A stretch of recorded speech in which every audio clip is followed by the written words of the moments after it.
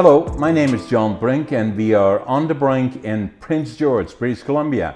Prince George, the capital of northern BC. It's a beautiful day, early spring in Prince George. Beautiful outside. There is no better place in the world than Prince George, at least in my opinion. It's a beautiful setting here. Central British Columbia, about 800 kilometers north of Vancouver. For those of you internationally that are watching, you must see it. It is a fabulous place. I have a great guest today. It's also a friend. It's Greg Briere. Greg, welcome to the show. Well, thanks for having me. So, tell me something about your past. I believe you were born in Regina? I was born in Regina, Saskatchewan. Okay. So, born and raised... Regina is in... Saskatchewan. Saskatchewan. Yeah. Northern Saskatchewan? Or? Southern Saskatchewan. Southern Saskatchewan. So, Regina is the top city in Saskatchewan, contrary to popular belief. So, yeah. born and raised in Regina. Played football in Regina for 5 years after high school with the Regina Rams.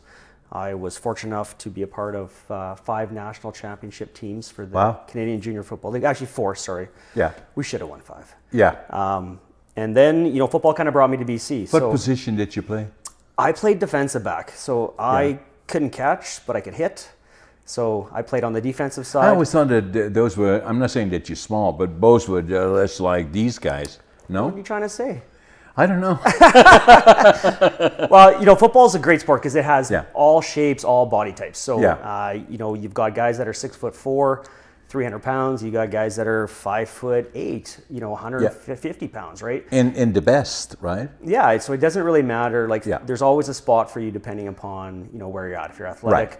So the position I played, I was actually a decent size for my position. Yeah. 5'11". I was around it used to be really skinnier, so about 170 pounds. Yeah. But fit the position quite well. So right. So I played defense, and that kind of, after playing for 5 years, I was 22. I wanted to do something different. I wanted to look at opportunities in football. Yeah. And university started coming and knocking, so I was looking to go to either University of Alberta, University of Saskatchewan, and then had an opportunity to go tour the campus at UBC.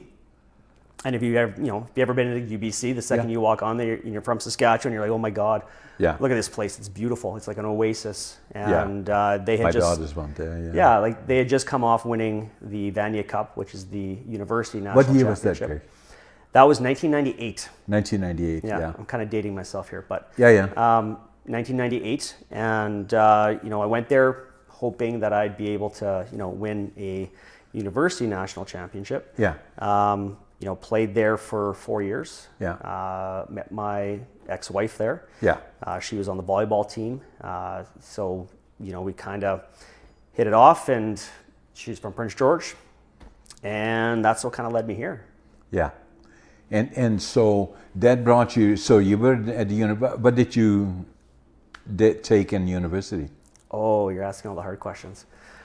Well, I wanted to get into commerce. Yeah. So I wanted to get into business, but I was not the best student. So I eventually majored in English. Yeah. I didn't complete my degree because I really wanted to get into the workforce.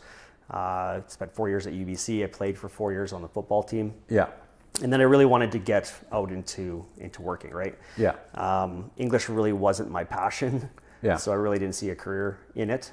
And after my 4th year, I decided to just move to Prince George, and took a marketing position here in Prince George when I first landed. So that's you met your future wife in at UBC, and she was from Prince George. Yeah. That then brought you to Prince George. It right? did, yeah. Were you familiar with Prince George before that? I'd been here once. Okay. I'd been here once, and I think I spent 2 days here maybe. I went bear hunting, and shot a bear, and toured around town. Yeah. My first impression of Prince George was driving down, over the Simon Fraser Bridge, and the old Moose McGillicuddy's was there, and the big moose on the side of the road, and just kind of like, so I was kind of like, well, where am I? Yeah. But after spending a few days here, certainly reminded me a lot of Saskatchewan.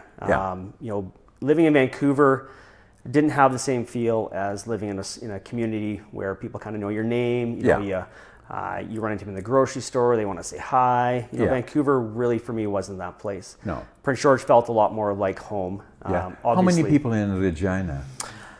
Well, at the time, I think it was probably around 180,000. Yeah. I think there's probably close over 200,000 now, but you know, about half the size, double the size of Prince George. Yeah, it's about but double still the not size. a big town, right? It's grown a lot in the last 20 years, but it's still, you wouldn't consider it a large city, right? Yeah. It's relatively in a medium sort of city range. It's got lots of, you know, the amenities that you'd want, but it still has that small town feel. Yeah. So you came to Prince George. You had then your girlfriend that was still not your wife, or maybe she was. And we actually got married in university. So at the university. Yeah. Wow. And then you came to Prince George. You were looking for a job in marketing. Right. What was it? I actually do marketing for the casino. So I started doing... For the casino. Tell us a little bit about they have a casino in Prince George. I know, I drive by there lots of times, but you know, tell us a little bit about the casino. What do you do in the marketing in the casino? Is that you know, because it looks all to me that all the marketing already has happened because the whole parking lot is full. Well, there's lots of different things you can do in the marketing in the casino. So this is also, you know, 20 years ago, right? Yeah. You know, the casino was located in downtown Prince George in the Ramada. The old, right there. Pretty much, right? Be looking, it's less than a half a block from here. Exactly, right? And it was that, I know that because I know John. You know, he was the owner or then managing of it. Then it was there and then it was in another place. And so tell us a little bit. So when did you come on board? 2002. Was it still in the Ramada? It was, yes. Yeah. Not enough room. Well, not just not enough room. There wasn't the ability for amenities. Right. You know, there wasn't enough parking. It really didn't meet the standards that, you know, BC was moving in with respect to casinos, right? Yeah. So was that in the early stages? Up to that point, casinos were not allowed really in the province, and then they create legislation that created them? Well, how casinos kind of developed is that, you know, you were allowed to have table game casinos that were sort of tied to charities. Right. And you know, and then the province decided, I don't remember the year exactly, in the mid 90s to introduce slot machines. Yeah. And then that kind of propelled the sort of the professional side of the casinos, where the casinos became more of an entity that you would see in Vegas and those type of areas. Correct. Right? Yeah. So once that was established, then you kind of had a business model that made the sense for, you know, large scale capital investment. And then as the casino started to develop, you know, Lottery Corporation looked to having bigger and better. And so you started to see the first phase of bigger and better casinos in BC, you know, moving from, you know, the smaller locations, moving into more full service resort kind of complexes, more amenities, adding things like food and beverage, adding things like entertainment, adding things like hotels, parking, all those kind of things. So that, you know, at the end of the day, the customer had, you know, more options. It was more of an entertainment experience rather than just a gaming experience. Now it's a big business. Totally. And the government is involved in it, and private individuals are involved in it, and certain amounts are given to different, how do you call it? Charities? Charities, yeah. BC has a really unique model. It's, you know, you've got a partnership of government, which is the British Columbia Lottery Corporation, and private service providers. You know, and then ultimately at the end of the day, a portion of the proceeds made in the gaming world are then also distributed to the municipality that they're hosted in, as well as charities through the community gaming grant. Interesting model, right? Yeah, you know what, at the end of the day, it kind of hits a lot of different areas, right? You're supporting the government side of it. They're supporting things like healthcare and education with the funding. On the charity side of it, it supports everything. Gaming grants support so many charities in this community. Everything from sports, culture, recreation, parent advisory councils in high schools. You know, so the dollars are used for a lot of good work within our market. Yeah, and then it has grown so much from just down the street here to another location then that was a little bit further into town, and that wasn't there for all that long. I don't remember how long, but then the major investment took place when they built it in the current location, which is a big site. Yeah, right on the corner of Highway 16 going east to west and Highway 97 going north to south. Yeah, the casino, the Treasure Cove Casino and the Prestige Treasure Cove Hotel, located at Highway 16 and 97. It's one of the larger, gaming facilities in the interior and in the north. Yeah. It has all the amenities you would see in your typical sort of Las Vegas style casino, but obviously scaled back to our market. But there was a large jump, large jump in amount of product, large jump in amount of slot machines, bingo terminals, add the addition of another hotel to the market, show lounge, food and beverage. So yeah, it really kind of rounded out what the entertainment offerings were, so that at the end of the day, the customers could get a better experience, but also it allows to draw people in from other areas in order to come into Prince George for some entertainment value, right? Yeah. So now all of a sudden you got a facility there. As you drive by it, I mean, that's a beautiful facility, the hotel, the casino, and they constantly building on it, and it's getting bigger and better. So when that all started on that particular, when did they initially start putting the casino on that particular location? Because there was some thought about putting it on the other side of the street at one point and closer to where the car dealerships were, and then they ended up in the absolute perfect position on the one where they are now. That location was always a premier location in Prince George, but it was a difficult location to develop. Yeah. Walmart tried at one point in time. There was a lot of resistance from neighborhood and community. Yeah. I think the thing that the casino did exceptionally well during that period of time was really engaging the community, the neighborhood, which is critical. Totally, right? In a small town especially, making concessions so that the neighborhood felt comfortable, and ultimately at the end of the day, doing a development that really took everyone's needs into consideration, just not the business side of it, right? Yeah. And that kind of created a partnership that allowed for the development to move forward. This all kind of started around 2002. The casino opened 20 years ago. Yeah, holy man. Can you imagine? I am imagining. Yeah. It's been a while. And the casino opened in 2004. Yeah. The hotel opened shortly thereafter in the fall of 2004, and we've been improving ever since. The casino has seen a number of different sort of expansions. Yeah. The hotel, we just completed our largest investment since construction. Yeah. The original construction of adding on a whole bunch of meeting space, more restaurant space, banquet space. And adding on 45 rooms that have kitchens, kitchenettes, and suites. Yeah, I did a tour of it. You gave me a tour of it, and I was amazed as to what you guys had done and make it so unique in terms of because you have that niche, and especially in terms of you walk into the hotel, you look at the rooms and what you have to offer. It's unique in the setting, and it's so very, very well done in terms of quality.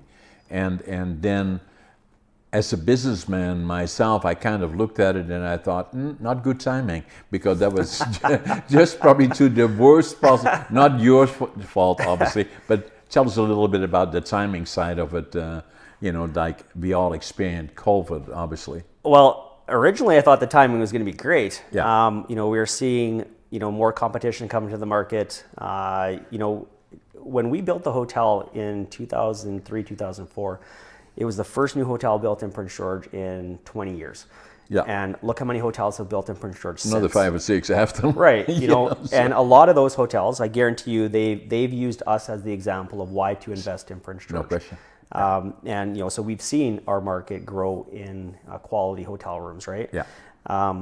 But the timing of it was, we are trying to be different. We are trying to reinvest in our property, the beauty about having, an independent hotel is we can be what we want to be. Right.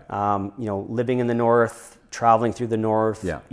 Understanding the north is different than your traditional hotelier that, you got a model that comes from a development team in Phoenix or from Japan, right? Yeah. We just wanted to do what fit the north and fit our customers, right? Yeah. So, thinking that we're going to add these different market segmentations to be able to compete in all these different areas. Yeah. well thought out. The timing seemed to be on the right sort of path. Yeah. We got into construction, and we were about halfway through, and COVID.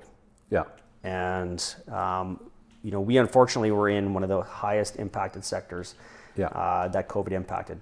I still remember, the day I got the call on, I think it was March 16th, and it's, close the casinos, all the restrictions started to come into place. Yeah. You've spent, so much time of your life building a business, and in 24 hours, I saw 95% of our revenue disappear. Everything changed. Disappeared. Yeah. We went to doing 5% of our normal revenue. Yeah. And it just happened overnight. Couldn't plan for it, couldn't prepare for it. Yeah. If it wasn't for, quite honestly, if it wasn't for the banks being prepared to loan money. It affected all your employees. It affected everyone. Yeah. One of the hardest things that I ever had to do was do mass layoffs. Yeah.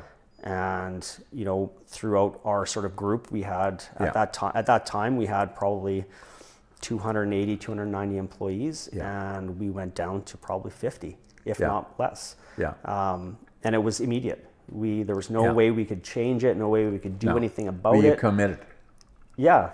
On the project, because now you had it in place. So disastrous if you were not able to work your way through it. Right. And Well, as you say, banks became involved, lenders became involved. Exactly. Yeah. Construction-wise, we had already had the financing in place for it. Yeah. So we were kind of stuck. Yeah. You couldn't just be like, we're going to stop and use that money for something else. It was you had to either finish, or you were then going to create another problem, further down the line. You had no choice. Right. So we had no choice but to finish. So, we struggled through that time period. It was difficult dealing with contractors because obviously with the new restrictions and the COVID protocols, we pushed it through. We got it done. We opened the new wing to the hotel in September of 2020. 20? How many years? September 2020? Yeah. Yeah. And then all of a sudden we get hit with a whole new rash wave of restrictions, a month and a half later. Yeah. So we've been kind of playing this dance over the last 2 years of we get a little bit busy and then we close. We get a little bit busy and then we close. A little bit busy, then we close. And so it's been a difficult time period, right? Yeah, no question. We've done better than some of our peers. Yeah. Prince George as a whole has done better than some other markets. Yeah. But, ultimately at the end of the day, we went from a, extremely profitable enterprise to losing a tremendous amount of money. And an only way to whole new environment. An only way to bridge all of that was debt, right? Yeah. So, we've gone back, several years in our operation. It's going to take us 5, 6, 7 years to recover from COVID, to just pay back. But you're still there. Debt. Well, exactly. We're resilient. Yeah. Right? And so that if I look at it, and even then when I did the tour of it, and I don't think that was probably before COVID, when you already were to about half, and it was fairly obvious to me that the quality is always unique, and especially in that setting. And with it's just not a hotel; it is more than that. Right. Not because of setting, but the way you want about it in terms of developing the variety of suites that you had available in rooms, and then the whole setting around it is something unique in Prince George. And I believe I have to tell you that because that's always the way I felt about it. And then obviously seeing COVID and seeing all those that it hit in particular hard, your investments and of the hotel, the casino, and then took that resilience of being in a whole new environment. Within 24 hours, the whole world changes. Right. And it went well. So now we left the story between you and me about now you're in marketing. Now, meaning where we left about 20 minutes ago, in saying that, so where did you go from marketing the casino to the position where you are now in terms of a hotel chain called Prestige came into the picture, and I believe they were not here. I'd never heard of them, but I believe they were in the Okanagan and some other place. And I always thought of it as a private company that had done quite well in unique locations, putting in unique products. Right. Well, you got a lot of questions in that one statement. Yeah. So, part of it is, how I got involved in the hotel was I was working for the casino at the time. Yeah. And, always entrepreneurial in spirit. I Yeah. was part of the development team that was looking to develop at the Highway 16 and 97. Yeah. And, really, the city was putting conditions on the redevelopment because Yeah. you have to go through a zoning process. Yeah. City and mayor and council wanted a hotel as part of the development. Yeah. And at that time, nobody was building As hotels. a condition. It was as a condition, right? Yeah. And the casino operation did not want to be a part of the hotel. No, side because of things, different right? business, right? Totally, right? So I was, I guess, a little naive, but also a lot of very aggressive. Yeah. I had approached the casino owner and said, well, what if I put together a group to build a hotel? Right. At that time, I was 28. I was just out of university for about 2 to 3 years. Yeah. I had no money, and I had no hotel experience or development experience. Yeah. So, all the qualities to be successful. Yeah. So, basically I went out and I took a Don Keller, who was at RBC at the time. Yeah. Went and got a personal line of credit for $25,000. Okay. And I paid for a That's a lot of money. At that time, that was a lot of money. I paid for a market assessment and Yeah. a feasibility study. Yeah. And it came back that, Prince George would be a good market to build a hotel in. Yeah. I then leveraged that. Did you do a business plan? Did Yeah. a business plan around that. But my struggle was that I had a bank prepared to finance. I had a construction company prepared to construct. But, the other remaining $12,500 from my line of credit wasn't going to pay to build a hotel. Yeah. So what I lacked was capital. Yeah. And, through being involved with some very fortunate, individuals in Prince George, John Keller, Bryn Jones, they kind of came across an opportunity with some other gentlemen that I did not know in Prince George to really put together an investment group side of things, to be able to come into the hotel as partners with me, to be able to provide the equity that was required. So Okay. they came on board, they provided the equity, the bank provided the funding. Again, no hotel experience. But those the principals in Prestige? No, actually not. It wasn't. Okay. So at the time we opened the hotel. I hope I'm not asking too personal questions. No, all good. It's all good. Yeah, yeah.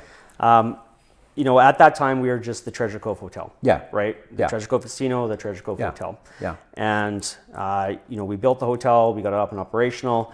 Through the years, that partnership group that was 4 of us is now, it's now 2 of us with Prestige. Prestige only came into the picture later in the game. Okay.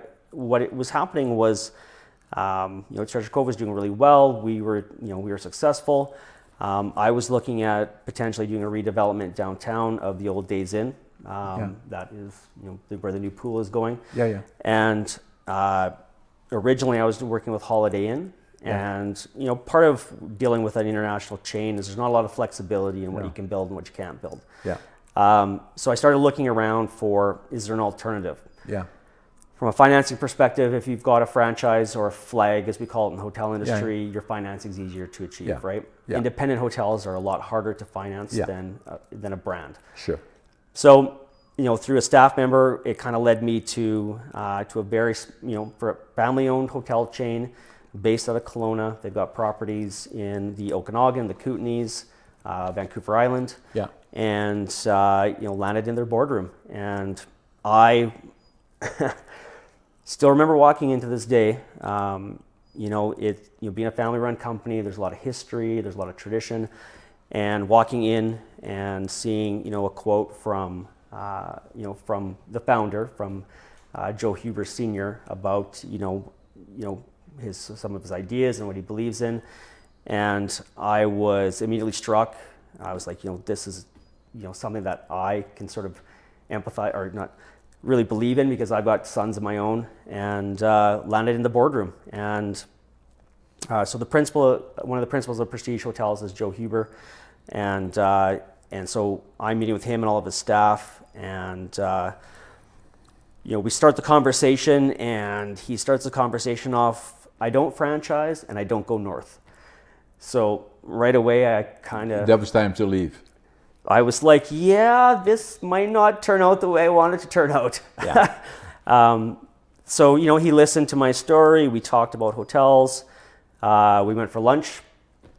After lunch, he he stopped and as I was leaving, shook my hand and said, I may take a look. I think we should talk more.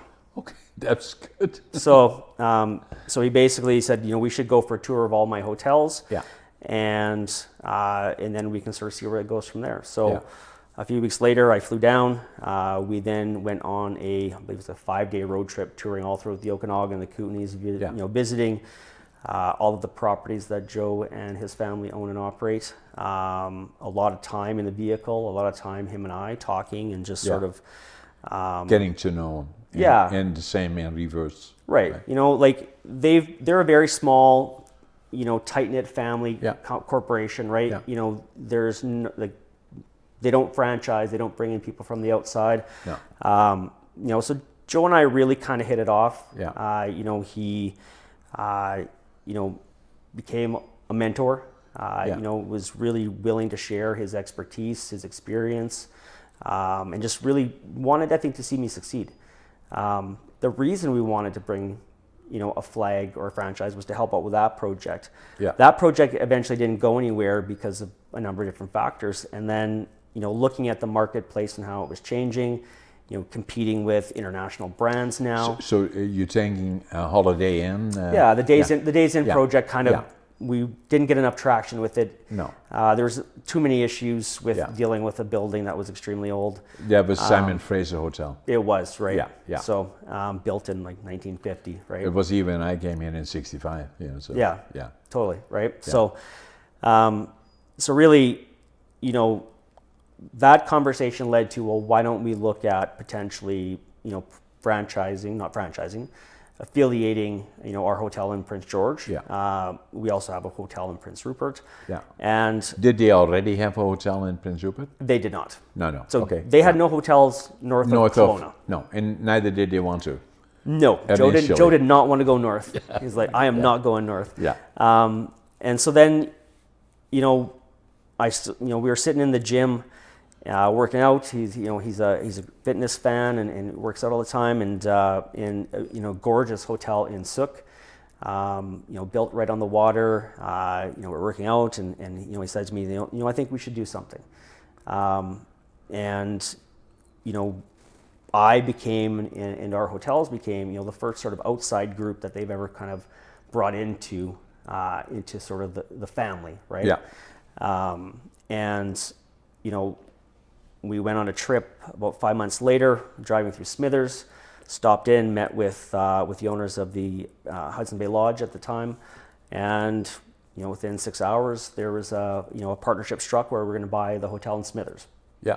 So for a guy that didn't want to go north in a very short period of time, there's 3 hotels all going to have his name on it in a very short period of time, right? Yeah.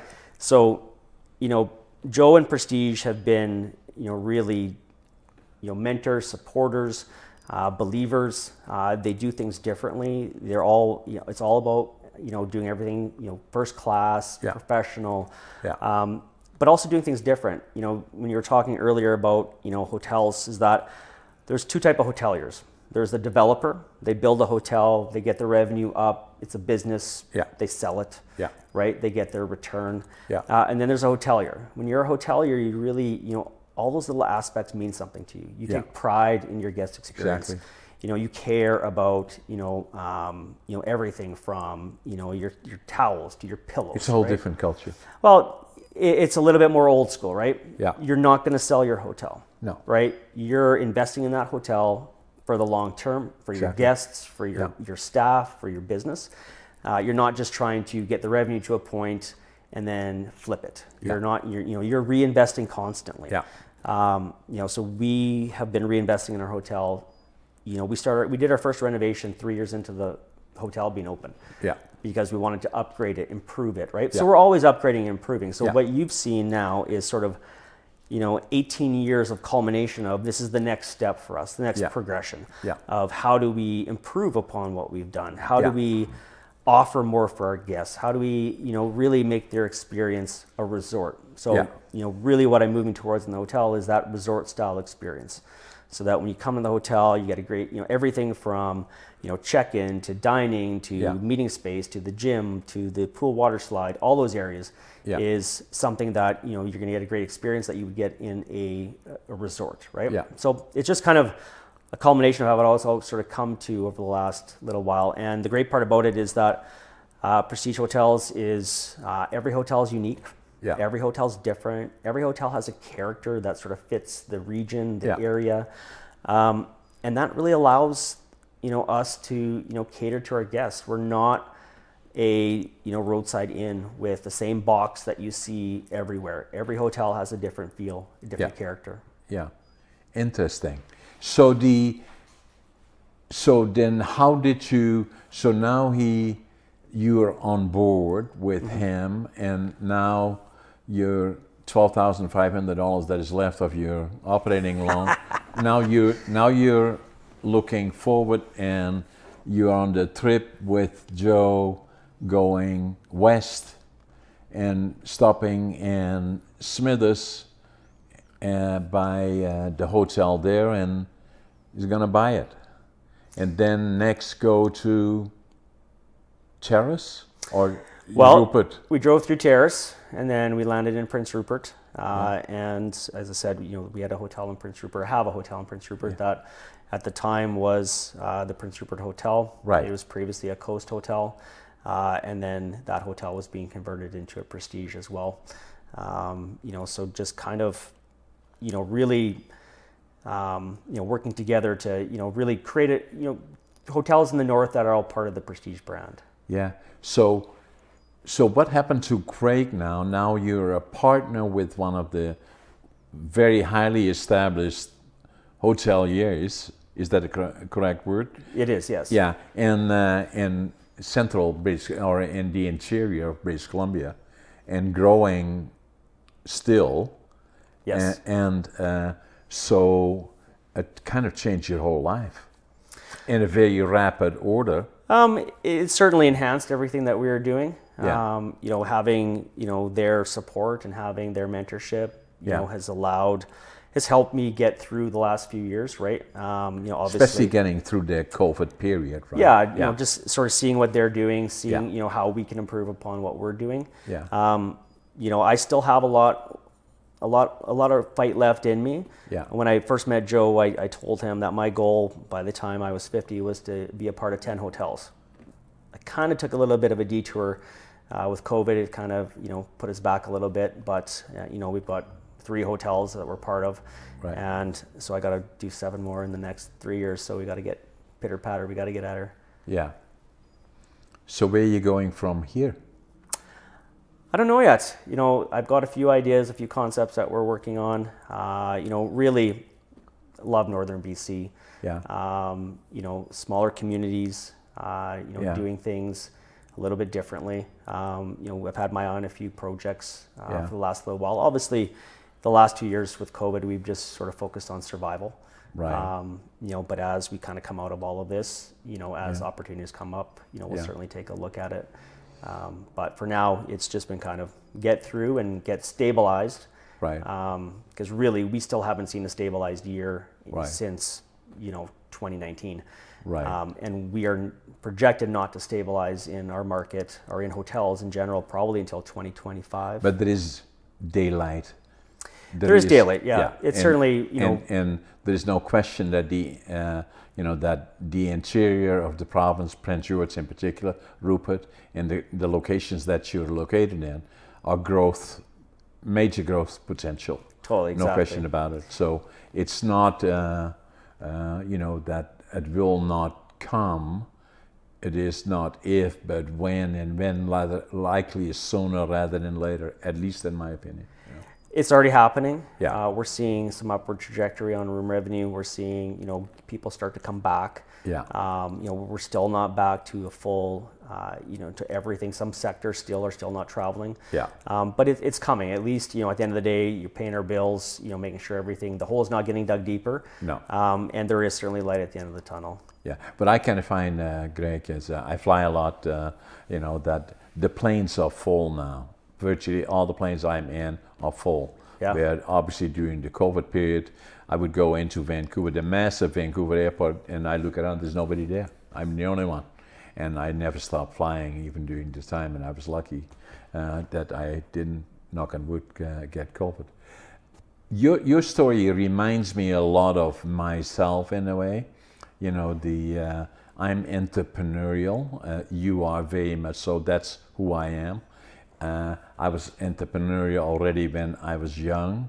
I was not exactly a good student, and I failed grade 3. Nobody fails grade 3, and I failed grade 7 3 times. And then they said, okay, well, that's enough of him. We get him a set of coveralls, and he can become a laborer in one of the furniture factories. Right. And then, and then there are some other similarities. I grew up, I was born in 1940, so I'm 81 and a half actually. And, so we were liberated by the Canadians in April the 12th, 1945. It made such an impression on me that I knew from that point forward I would want to go to the land of my heroes, Canada. When I grew up. I tried to go when I was 17, and my parents wouldn't let me, and then I was drafted in the Air Force for 2 years until the time I was 20, worked a couple of years in the forest industry there, right. But I always felt that I had failed because I didn't finish school really, and how could I possibly get a career in Holland, because the first thing they ask you about, okay, where are your diplomas, and saying, well, I did grade 7 3 times, which was pretty good. And so I felt I had to start over, new from the bottom up. So I took $150, and I had the dream. I want to build a lumber mill. I knew that it had to be in British Columbia, so I left Amsterdam when I was 24 with $150, one suitcase, one set of clothes, 3 books. Couldn't speak the language, didn't know a soul, didn't have a job, and knew that I wanted to go to Vancouver first. Arrived there in July of 65. Talked to a German fellow. I couldn't speak the English, but I spoke some German. Told him what I wanted to do. He said, Prince George, that's where you go. So that's where they're building sawmills and pulp mills, and that's where the opportunities are. So that's what I did. Came out the bus here. I had $25.47. My suitcase, didn't have a job, and then started as a cleanup man, lumber piler, but I always had the dream of a lumber mill.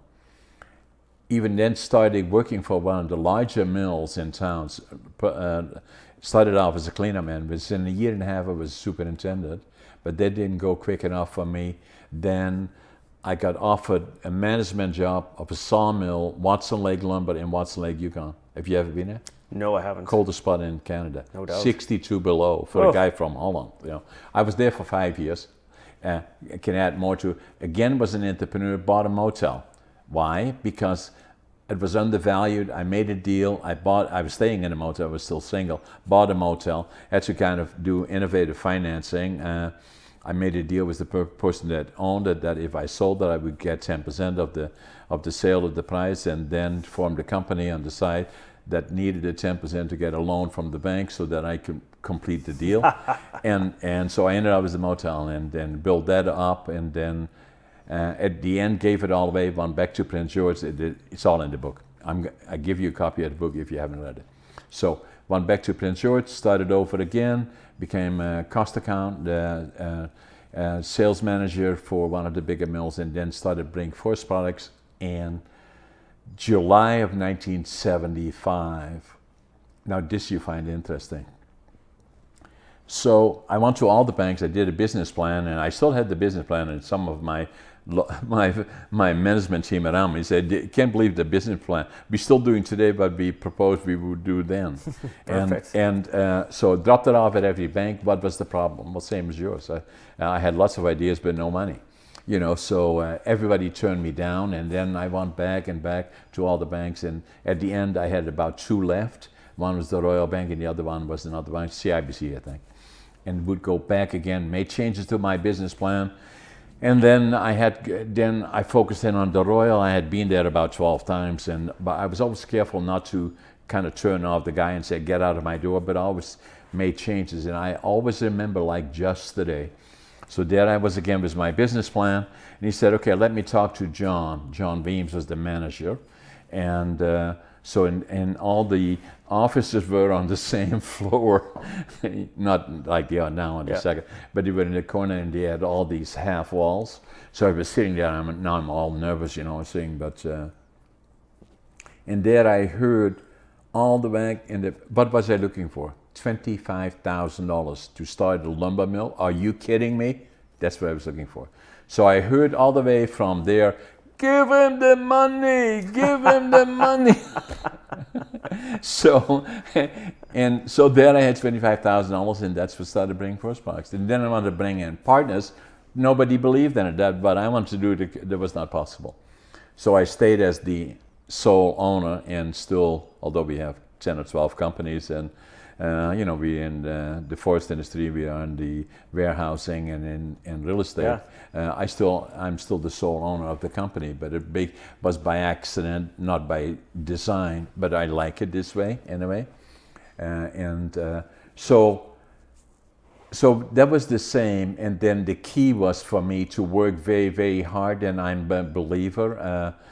So if you look in my office, and they have on the wall, they have this thing hanging there that says $25.47, and then underneath it says attitude, avoid the negative, passion, find something that you love to do, and then become good at it. And then the other one, work ethic, but follows is success. Mm-hmm. And I deeply believe in that. And then other mistakes some people will sometimes make, that think that if you're entrepreneurial and it appears you're well off, then what they think that what you do mainly is plan holidays and bring money to the bank. Well, that's not quite so. No. Wouldn't that be nice though? Yeah. So then another thing that happened to me, and okay, what happened, John? So you came here, I had to I felt I was a failure. And then, and then I started this, and even when I was successful, I would have people already, the mill being built and all of that kind of stuff. And I used to, people say to me, "Oh, you got a lot of stuff and you're very successful." I didn't feel that way. And one of the reasons was that happened to me when I was 58, and I allude to it. I'm going to give you a copy of the book, sign it as well. Then I was 58, I went into a store, and for some reason or another I picked up a book. It said "Driven to Distraction." I opened it and I started reading about it, and it was about ADHD. I am a classic example of ADHD. Me too. So, not diagnosed, not had an idea until I was 58, and then that book, I must have been standing there for at least 3/4 of an hour, and I don't read many books. Reading this book, where the people already said, "You gonna buy it?" Or so I just couldn't. So I took the book home, and then inside of the book I wrote in Dutch. Now finally know who I am. Mm-hmm. Why did I write it in Dutch? Because there was still stigma attached. There I'm building a company, and I want to build more companies. What do I tell the banker? "Oh, I have ADHD," and it's saying, well, saying the guy is mentally has issues, so we're not going to lend him any money. So that kind of a thing. It was still in those dark days about it. So, and then it took me about 5 years until I talked to my doc about it. and because I was ashamed of it, and the doc already we knew for a long time, and he said, I was sitting there talking to him. He said, "Yeah, I think you do." And so so from there on in, obviously I've talked about it more, particularly in the recent years, last 4 or 5 years. Right. I did a presentation when I got my doctorate of laws from the University of Northern British Columbia. I included it in my presentation there, and then I wrote the book, Against All Odds. I included it in there, and right now I feel I have an obligation to talk about it. And so I wrote a book that comes out actually July the 8th, ADHD Unlocked. Mm-hmm. And, talking about it in particular, but it's a whole different approach to the book. It's not a medical book, obviously I'm not qualified to do that, but I talk about it, but it includes also the ideas and the concepts or the experiences others have that have ADHD. It includes those, as an example, probably one of the most popular docs in town that is also an emergency surgeon, that she had ADHD. Mm-hmm. But was earlier diagnosed so that it then allowed her to be taught accommodating the shortcomings or the challenges that go with ADHD. So that's the book that I did about it. So, and I was going to just say that. So how do I look at it? I look at it as the superpower. Mm-hmm. I could not possibly have done all the things, and I'm not. The book that I wrote, Against All Odds, is not about John, hoorah, hoorah, he's so successful. It's not about that. It's about falling down, standing back up again, and in spite of all the challenges, still going forward, and never giving up. So that to me was important, and So it's, but it is a superpower. It allows me to to do a whole lot of things, and then focus on this or focus on that, and so. Yeah, I know it's amazing. I did not know I had ADHD until a couple of years ago. Did a few online tests, and it was my fiance brought it up and said, you maybe you should look at that. And I just always thought that I was just a little different. And once I looked at it and started to understand it a little bit more, I was like, yes, that is me. Yeah. And you're right, it is a superpower. If you use it for good, as we have, it allows you to do so many things. It allows you to juggle so many different balls in the air. Great in a crisis, That's what I do. Yeah, it's great for us, and and at the end of the day, that's allowed us to have an opportunity to be successful in what we've done, right? Yeah. I certainly, I totally get it, and part about that is you can never stop. You can't really. I tell people, when are you going to retire? I'm like, I'm not going to retire. No. I don't know what I would do with myself. Yeah. I need to be constantly being stimulated, and then and I do the same. And then when I get bored, if I don't have something going on, I go find something. Yeah. I go create something. Yeah. So for me, I wonder, what is a successful business if you make it boringly consistent? But then there is no time for me to be there, because then I get bored and I have to find something else. So that's what I do. But it was interesting for you to talk about it, because so what I did is first self-diagnose. When I saw the book, Driven to Distraction, very interesting. That all of a sudden, now I knew who I was. Then the other one, then I went to the Google and checked it out, and of the 20 questions that were asked, I had 19 of them, and the reason that I didn't have 20 is because impulsivity. I've taught myself that I can't be like that, because otherwise I would not be in business. So, but I would fit that one. So then I already know, and then 5 years later I talked to my doc about them. So, but it is a superpower. Right. Now, we have talked already for a long time, and the one thing that I must talk to you about as well is that about the Kodiaks. Yes. And this junior football team that you brought to Prince George, and obviously we have sitting part of the helmets of the Kodiaks sitting here, and the ball for the Kodiaks. And so tell me a little bit about that. Well, earlier on you were talking about passion. Yeah. Right. One of my passions is football. Obviously, football has given a lot to me. Yeah. But more importantly, it's I have a passion to help young men. Right. I have a strong belief that sport is a great tool to teach, to develop, to help people grow. And what a better sport than football? It teaches the ultimate teamwork. It's open to everyone. All demographics, big, small, tall, rich, poor, there's really no limit to who can participate in the sport, right? And so I got back involved in football a few years ago. Originally, I was involved in football when I first moved to Prince George.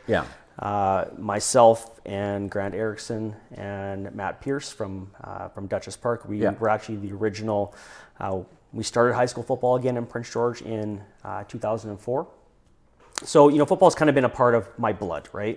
And, I've got two sons that fell in love with football. My oldest son is just turned 18. He will actually be on the Kodiaks this fall.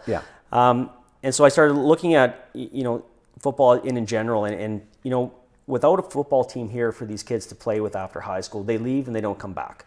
They're going to go play somewhere else. They're going to meet a girl like I did. And they're going to live somewhere else and not come back to Prince George. That's a resource that we're losing in our town, right? We also don't attract that same player to come from somewhere else to come and reside here in Prince George, right? Because a lot of the people that are in the Kodiaks are at UBC, UNBC, or CNC, are already here, right? Right. So, so started looking at that and talking with, a lot of my football colleagues in town.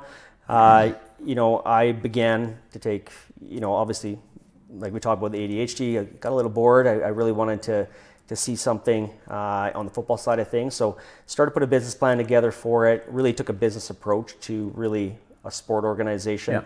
I went down to, I made a proposal to the British Columbia Football Conference I actually made the proposal on, I believe, March 14th, 2020. Okay. And then 2 days later, COVID hit. And, we were well accepted. We were approved into the league unanimously from all other 6 teams. Because really what we put together was a professional sports organization that were really trying to utilize sport to help and develop youth. Right. Our Kodiaks program now, we've got kids all the way from kindergarten to adults participating in a variety of our programs. The junior football team is just one aspect of it. It's really, that's the pinnacle of what you can get to. But, how do we get kids active, involved in, grade 2, grade 3? How do we reach out to those kids that are, maybe they're, inner city kids or low income kids that can't afford some of those other sports? No. Football, you just need a pair of cleats. Right? We don't leave any kid behind. So if it's not a matter about money. No. It's about, work ethic, passion, all the things that you talked about, right? Exactly. So junior football is the catalyst for that. It's a national league.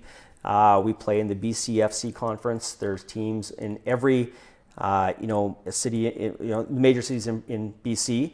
We are actually from Prince George. We are the smallest market team in Canada. But we are going to be the best team in Canada. Because Prince George rallies behind local, right? We're a nonprofit. We start our first season this fall. Our team right now is on the trajectory about having about 100 players in camp. Wow. So, we've got a lot of players on our team. Right. But most importantly is that majority of them are going to come from Prince George or Northern BC. Right. So, we're going to keep these kids home.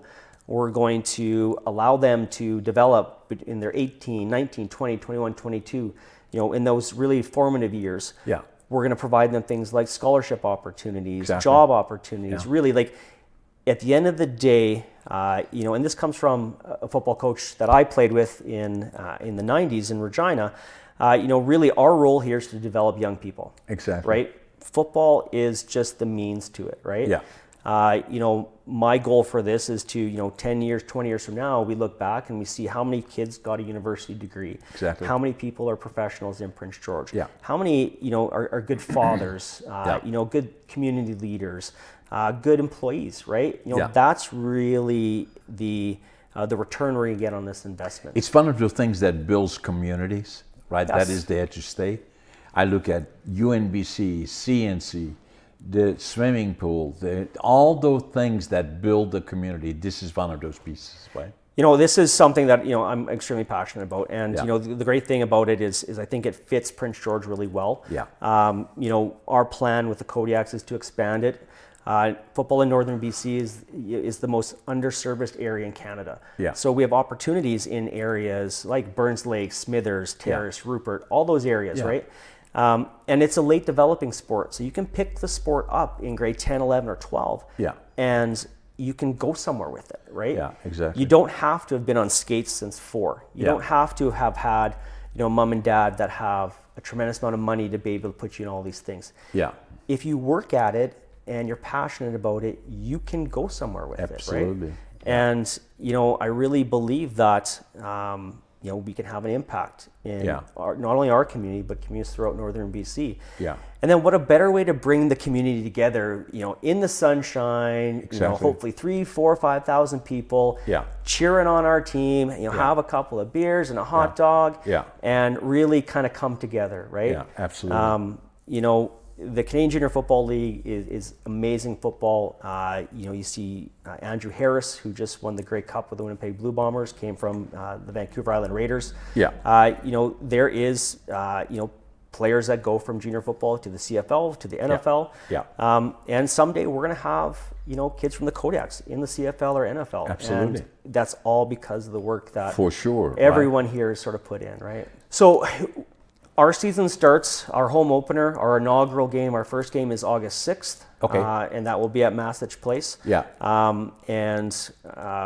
The schedule isn't released yet, so we're still working out some logistics with the rest of the league. Okay. And then we've got games all through, August, September, and into October. Our last regular season game is August the 8th. Okay. In September 22nd is a big weekend for us. It is a weekend where we are hosting on the Friday a luncheon to raise money for our scholarship program. Okay. It's also a game day weekend. That whole weekend is going to be designed around raising money for our scholarship program to help these young athletes go to CNC, be in the trades, go to UNBC. Really, what we want to be able to do is to invest in their future, so that not only can they play football, but ultimately at the end of the day, that we've got good citizens that are going to be able to give back to our community, for the rest of their lives, right? Yeah, and you look for the sponsorships. We are looking for a sponsor of our luncheon, which is our primary fundraiser for our scholarship program. Yeah. So if we want to be part of this, so let me see, we got I think $7,500 for you. Perfect. Awesome. Well, thank you so much. It's very appreciated. Thanks, Jake. One more thing though I have to talk to you about. Yeah. When I first met you, we were dancing Boogie of the Stars. And that was New Year's Eve 2019. It was, yes. And that again was a fundraiser. And so the objectives were, you were involved, I was involved, and it was the objective to raise $30,000. Mm-hmm. We raised $90,000 that evening. We did. So again, it shows how you can have fun, how you can work with the community, and then give back at the same time. Yeah, you know what, John, you've done a great job giving back to our community, and, there's an obligation as you become more and more successful to give back, right? Yeah. Obviously, we gave back that night. Part of the culture, right? Yeah, we gave back that night, even things, we did the charity thing for hospice this year. Yeah. I might want to add that I did finish first. Yeah, and that's another very, very important one. That I did beat Kyle Sampson's record, not by a little, but by a lot. Yeah. But we have an obligation to do that. With the Kodiaks, it's not just about what we donate in money. No. The amount of time that I donate to the Kodiaks is I say it's my full-time job. My real job is actually secondary, but it's to give back, right? You know, we want to make our community the best it can be. In order to do that, we all have to pitch in. And I agree with that. Right. Great. My pleasure. Excellent. Thanks. Thank you.